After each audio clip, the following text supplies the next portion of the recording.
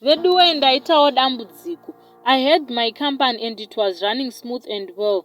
Now, in my company there is a loss and sometimes ndinototadza kuwana mari in time yekuti ndibhadhare vashandi nokuti client yakatiza nemari. So I owed vanhu vakati one day. I tried kubatanidza vaya vandaipawo macontracts. Ndaiti ava ndinozivana navo saka ndinovagadzirisira. So umwe aitova shamwari yangu kubva kare akabva azobuda mukambani yangu akanoshanda kumatrucks. Ndangoti I will sort him out zvanyatsosangana because munhu wekuziva.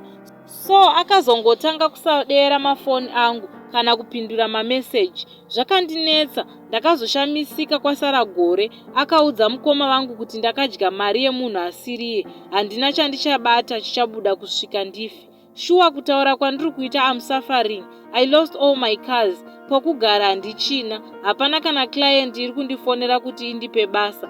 Ndiri kufunga pamwe kuti shamwari yangu ine zvayakandiita. Ndinokumbirawo kana paine anokwanisa kubatsira. Ndoda nemwoyo wese kupa vanhu vandokwereta mari dzavo, asi zvinhu hazvisi kufamba chete zvakanaka. Ndoda kana paine anokwanisa mabasa angu adzoke, ndikwanisewo kubhadhara vanhu chete vedu wei.